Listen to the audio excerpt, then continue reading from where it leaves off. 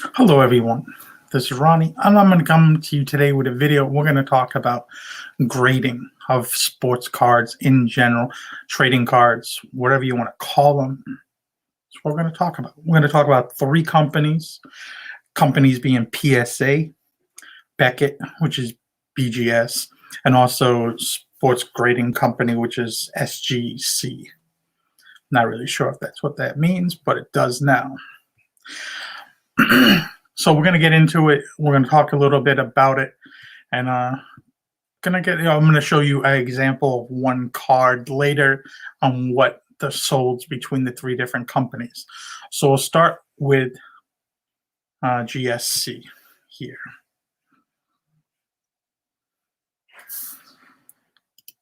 Pardon me as it takes me a second to remember how to do all this. So here we are on the GSC website, and there's a bunch of different things. The link's down below to all the websites, so you can check them out for yourselves. And GSC has been around a while. They've been around as long as I can remember. They've changed their cases a little bit, and they have some things here for you. They have a pop report, something which is new, something which they needed to do to kind of bring them to the next level, as they're probably, I don't know, they may pass Beckett this year. Beckett and SGC seem to be running in 2 and 3 right now. SGC has always been running kind of behind. Either like them, you don't like them. There's some good things. They're very good, known for vintage cards, mostly pre-war. You could send cheaper cards to them. They do have card grading, and they have this scale here, which is, a lot of half grades in between here. And what usually is a 10 on PSA is a 9.5 on, it's like a 9.5 to a 10 with them. It's really weird because their scale is a little bit different. Beckett's the same way. And if you get a 10 pristine or a 10 gem mint, there's a little bit extra added value with those cards, and they kind of give you a thing. Their price is not all that bad. I'm trying to see if they have pricing here. Here's pricing, and based on what your card's value is, they're a little bit more cheaper. The cheapest, probably one of them. Price for oversized cards, so on, etc. here. They have their market. They do grade the autographs too, which is something new that they've just done recently. So, but once again, they are backed up, and they do, like all the companies right now, they're backed up. The big three, anyway. We're gonna just talk about them. All three of them seem to be backed up. All seem to be slowing down. PSA was closed for a period of time there during the pandemic, and they've had a hard time catching back up. They've hired more employees. They've got a bigger building. But part of the reason, if you send cards to them recently, is the sale of the company is probably slowing them down. I'm sending more cards currently, and this will be close to 1,050 cards I have sent in since the end of August. I'm still waiting to get my cards back because they just slowed down, and that's just the name of the game. All three companies are having delays, so send your cards in. And there's different service levels. You can go to Express, which is a better service level, and get your cards back at a quicker time. So keep that in mind, and we'll get back into some of these. We'll go into Beckett right now and talk about Beckett. Excuse me.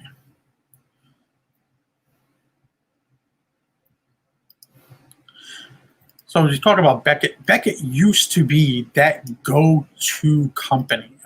When I was really big into cards earlier, Beckett was the company.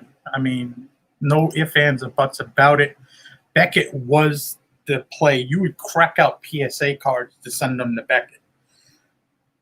And over the last probably 3-4 years, it just changed at some point. I don't know what happened really, because I was really not into cards as much. I've always been more of a PSA guy. Just I like their cases a lot cleaner. And Beckett has a pop report too, as you can see here. A pop report is basically when you want to look up a card and figure out what it is exactly, like how many cards are graded in that specific thing. So we'll just pick up something here. We'll go to 1993 tops. We'll go with Jeter. Hope if I spell the name wrong. But Pop Report basically just shows you here, as you can see, 1993, and this is his basic rookie card. 12,082 of them have been graded. Of 9.5, you just go down, it's 1,189 cards, which is approximately just under 10%. I mean, what's that, like 9.9 or 9.85% probably. So I see a majority of these cards grade in at an 8.5, and a 9 is in that area. And then they have 15 of what they consider their 10, which is, like I said, a little wonky that they have it. Usually a 10 by Beckett will sell for about 2 to 4 times. And that's the gold 10.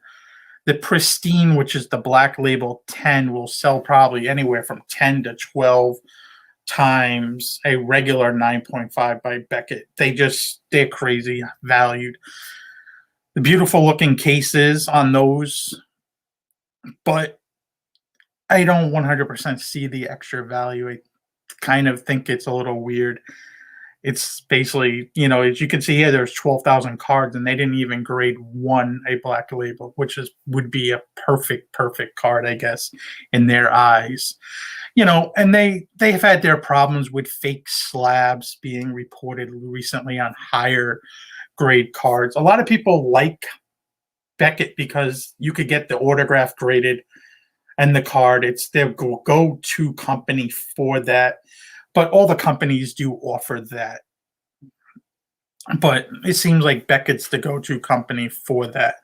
Like I said, at one time, Beckett was end-all, be-all company. They do have subgrades on their cards. So they'll have a case and they'll say like centering, edges, corner, and surface. They do also have a price range where they don't do that also, where you can get it cheaper and get it back supposedly faster without the subgrades, which you're really going to hurt your value because those cards don't seem to really sell that well. So, there's a lot of different things you want to look up. So you have your card lookups, you have all your things. You can go to grading packages here, and let's just see here, Beckett vintage grading. I recommend not getting your cards. If you have vintage cards by anybody, especially pre-war, I would not send them anything probably newer than 90s. I would not be sending the Beckett. Just what it is, single grade card. So we'll just check here, and somehow I can't figure out how you click on any of this. Don't know where. Oh, here they are. So you can see non-gaming cards, what their different levels are, like economy. Previously was a 30-day service, and you can see the difference between $35 a card to get it graded and no subgrades. It's only $20 a card, so it's cheaper, but you will really have a harder time selling that card, I guarantee it, without those subgrades. Their cases, I'll show you them in a minute, are a little bit wonky. They're a little bit thicker, but a lot of the cases I've had have had chips, gouges, scratches. It must be the plastic they use possibly, or maybe just because it is a bigger case.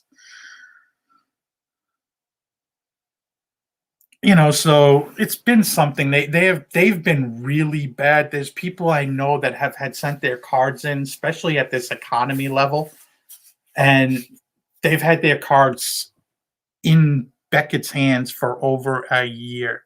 So really something to look out for.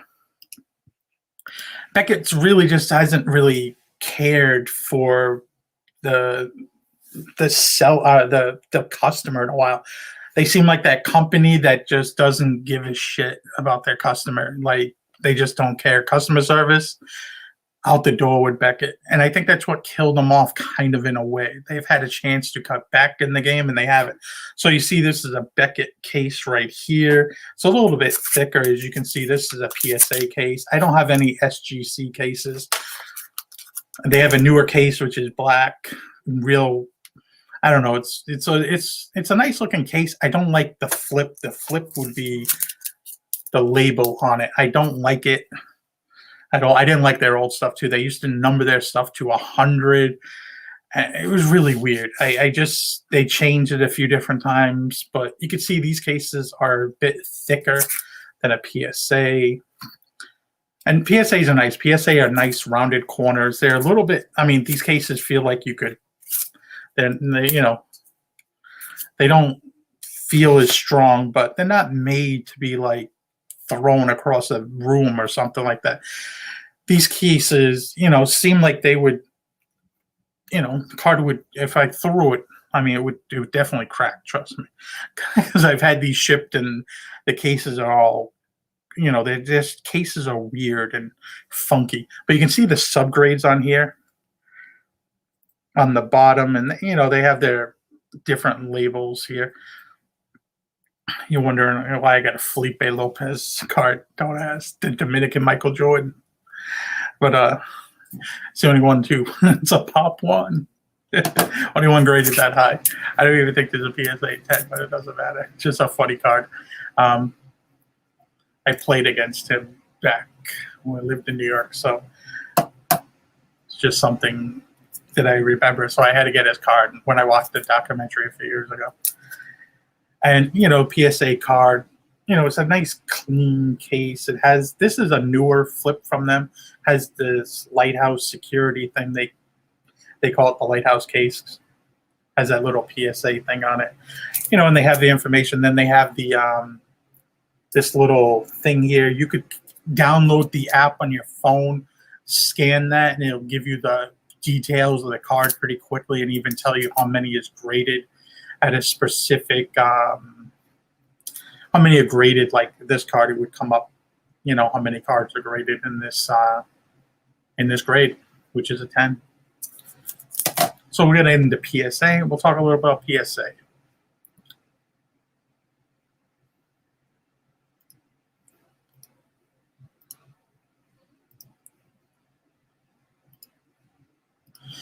All right, so here we are, the PSA website. I kind of like PSA's website. I'm very partial to PSA. So, I mean, PSA, and I'll show you why I'm partial to PSA. When we get into the pricing of the cards, you'll see why PSA is that go-to company. PSA demand was up because a lot of people left Beckett to go to PSA, and they were sending cards in by a lot. They have their pop report. They have supposedly a price guide, which I would not pay attention. Prices are going to be what basically has the card sold for recently on eBay. That's the new price guide. I remember the old days of looking through the Beckett price guide. That is out the door these days. Card prices change daily, not monthly. Like cards will pop on a player having a good quarter or a good half a game. Guy hits 3 home runs in a game, the card pops. It's unreal what goes on now, and they have set registries and stuff like that. People will collect like 300 hit home run, 300 hit clubs like baseball. They have a 300 hit club. Anybody hits over 3,000 hits, 3,000 hits in their career. They'll have like a set registry for that, so you can collect those players' rookie cards and so on, etc. Or 500 home run club, or a certain player, like you want to collect Ken Griffey Jr. or Mike Trout. You okay over there? I'm busy over here. What are you doing? Hey, that's why you can't have your wife working with you. But anyway, we'll get back into this now. She's distracted me. But PSA is the go-to company when it comes to prices. They have the highest resale. You know, they have the ability just to look up a card and figure out. You could even tell by scanning that card in the back if this card sold recently and how much it sold for. Not that it really matters, because but it has a track record. It's like a card fax, you know, and you could follow that card. It's like, who has had ownership of this card, you know? So you really want to. It's really fun. One of the worst things though with PSA that they have is qualifiers. And if you don't know what a qualifier is, a qualifier is they'll have this case here and they'll have a card. And after it won't be with a 10, of course, but you'll see this with like 9s or 8s, and they'll say like in parentheses, it'll say like OC, or I forgot what the other one, SD, which is stain, off-centered is OC. And you really want to stay away from those cards. Now you'll see a 9, PSA 9. We'll talk about Vladimir Guerrero Jr. His rookie card. A lot of them seem to be off-centered for whatever reason. I sent 2 off to grading. I'm hoping to get a 9. At one time I had a 9. I really would love that card again. But there's a big difference in value. It seems to trade, and it really does trade at a 7, if not lower, depending on how severely off-centered that card is, or how bad the stain is, or I think MK is mark. So you really want to be careful, because some people will put them up at a higher price at that PSA 9 price, but it's not worth it. You're kind of getting ripped off in a way. PSA should do away with that qualifier. I'll show you an example of a card for that. So we just have, I can show you and make it all kosher, I guess you could say.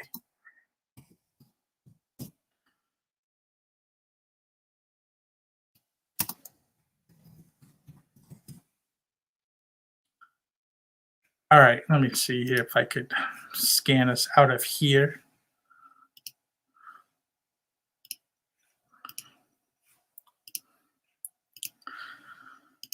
So here we are. There's only one currently listed, but you could see here, you can see the case. And this is an older PSA case. You can tell by the numbering, this is older. The font is different, but it's definitely an older case. It's probably 10 years ago. But you can see that mint 9, but under it says OC. And that card's probably trading where it should be. Let's say what has sold. And you can see right here as a 9 recently sold for $2,000. Another one here sold on best offer. As you can see here, a PSA 9 sold for $266, which is not even PSA 7, because I think a PSA 7 sells for about $500-600. So you really want to be careful when you get into some of these cards and these subgrade, or not subgrades, but these qualifiers.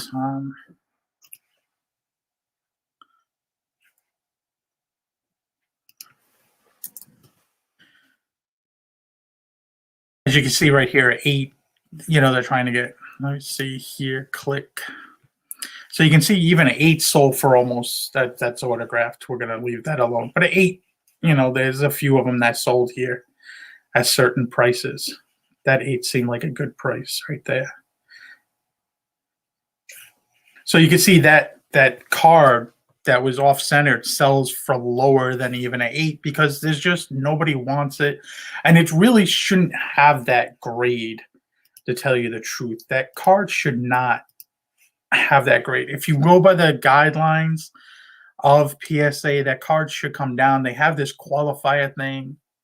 I truly don't understand why PSA still has that qualifier. They should get rid of it though. But be warned, stay away from those cards. Unless it's really something you want and you're going to hold it and you're going to keep it in your collection. But please understand that don't pay that higher price for that card, knowing that it's not really a 9. It's like a 9, it's a 9. But we're going to show you just an example right here of the selling prices for 3 different, for one card through the 3 different brands. So I picked one of the cards that there's probably cards to find. One of the more popular cards is the Derek Jeter rookie card from 1993. And we can go through and show you what it sells for approximately, because there's a bunch of sold listings. This is one of the hottest cards right now. They sell all the time. So you can see right here, we looked it up. SGC 9.5. We took out the golds because they have a gold stamped card, which is crazy bananas. It's like a special parallel. They had inserted 1 per pack back then. But you can see right here, this sold for probably 300. They're sold for 292, 300. So you can see it's selling, for a certain price. This card is hot right now. It's kind of jumped in value a little bit. But then if we go to show you what the Beckett now sells for, the Beckett is going to be in the 9.5 also. And it sells for a little bit more. As you can see here, this sold for about $430. That's not one. This sold for $430 also, $370, $510. And a lot of times, too, it depends on the subgrades of these cards. Now, is there a 9 on the card? And, we talked about this a second ago with these subgrades. These subgrades will add to the value of the price. You can see this card here has 3 9.5s and a 9 on surface. So it's kind of like a fake gem mint card in a way, because it's technically really shouldn't be a 9.5, but it is. So it gets really complicated. But if this card had all 9.5s on it, it would sell for probably a little bit higher. Or if it had a 10 on here, it goes different ways with these cards. And that's why I dislike the subgrades. I dislike the whole Beckett slab in general. It's I think too complicated, too wonky. I don't like it. At one time I did, but now I like uniformity. And I think a lot of collectors do, and everybody that seems to be coming into the hobby, it's PSA or nothing. As you can see here, here's a PSA. This sold for, I don't know what that sold for. You see right here, 1,900, or that's offer $2,000, $2,000, 22,050. So you can get an idea of what these cards sell for. They sell for PSA 10, which is the same as a Beckett 9.5 or a SGC 9.5. They just clearly outsell them, outpace them. It makes no sense to use these other grading services. I'm not telling you who to grade through. I'm not telling you who to collect. But through the research that we've done right here, PSA is the clear winner. Now, it depends on what you're grading cards for. Maybe you're grading them for your personal usage and you want to go through all this. So this video has been long enough. I hope this helps some of you guys. I know I've gotten a lot of questions, and this was just the easiest way for me to explain some of this. And I'll see you guys later. If you guys have any other videos in mind for me, drop them down below and I'll help you out. I'll see you guys later. Have a good day, amigos.